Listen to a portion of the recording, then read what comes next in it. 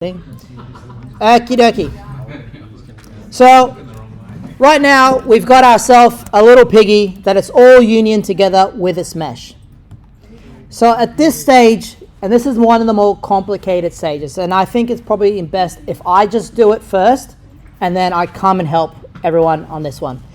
For the sake of you're using multiple things all at once just to generate the tail. All right. Just so I can show you everything, I'm just going to hide everything in my world because I don't want it to be a distraction. So I'm just hiding it by clicking the eyes here. If I go Shift A, now we are making the tail. We're going to use a curve this time. We're going to use what they call a Bezier curve. I click on that, you see this little squiggly line. Cool? If I hit G and then Z, I can lift it up and just put it out here. It doesn't matter. At this point, really doesn't matter. I'm going to do it again. I'm going to go Shift A. I'm going to add a new curve. And this curve is going to be just a circle curve. Nothing special. Just a circle. Because what we're going to do is tell Blender to generate a brand new mesh following this curve. If you ever want to know how to grow like vines, this is the exact same process. You'll see in a second. So what we're going to do is select our Bezier curve. And down here, you'll see your curve options. I click on that. And what we're going to do is generate a geometry from that curve by going to Bevel, and we're going to select Object. And the object is going to be the circle. It makes a tube. Cool?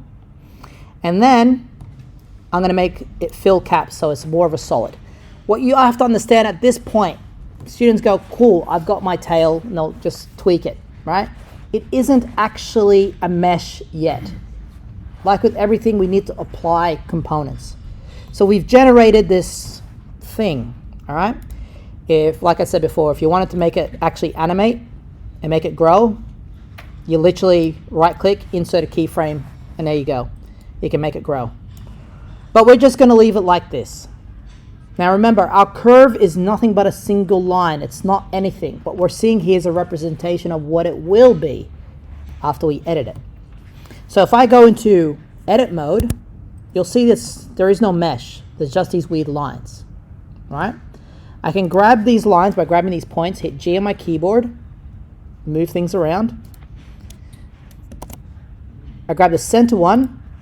Make sure I click on the right center one. There we go, G.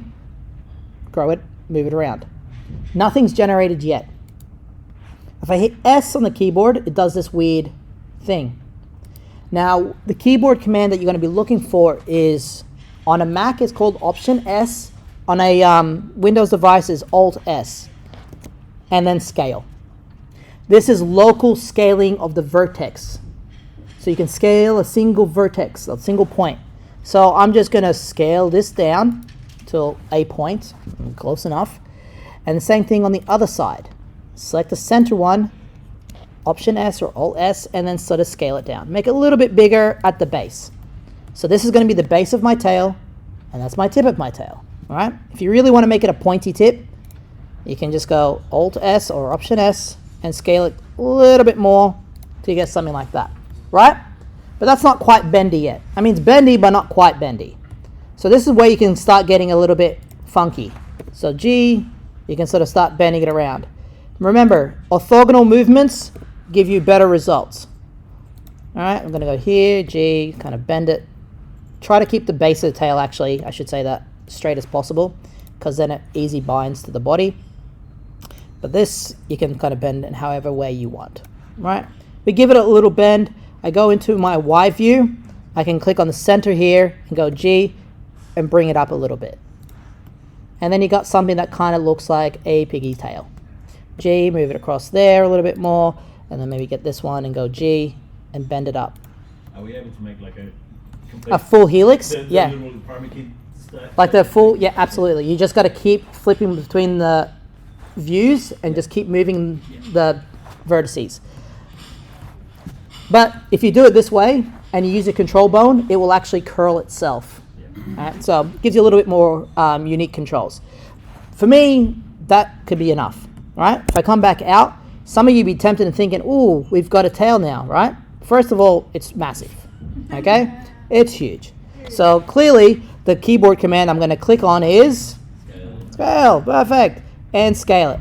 But like with everything else, we need to set its geometry to its origin to geometry, okay?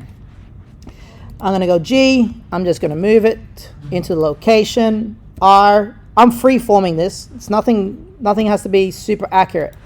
We just kind of try to get it into the place that we want. And G, move it down. But that's in a tail. That's inside. But here's the thing, right? Look at the tail. It's nice and smooth. All right? Our piggy isn't. So if I click on my piggy and go to object mode and shade smooth, now it's smooth. Okay? Which is going to make sense when you're going to bind things together. Now, if you try to boolean this onto here, it's not going to work. Because there is no mesh. It's without mesh. Edit mode, no mesh. Edit mode, there is a mesh. So we need to give this curve a mesh structure. So what I'm going to do is I'm going to go up to Object, and we are going to go down to, or just right click, I think. Maybe right click, and what I'm looking for is make a mesh. Here we go. Let's see if I can remember it. Convert, there we go. Convert to mesh. Now if I go to edit mode, super complex mesh, but a mesh nonetheless. We have a mesh. Now that can be easily booleaned. Body, I say easily booleaned. Famous last words. Boolean, union, select, like we've done before, tail. Apply. Click on the tail, G, delete. You now have a tail. All right? It's a tail. It's kind of like a mouse, but don't worry, we're going to do the sculpting features in a second. All right, I'm going to stop the recording.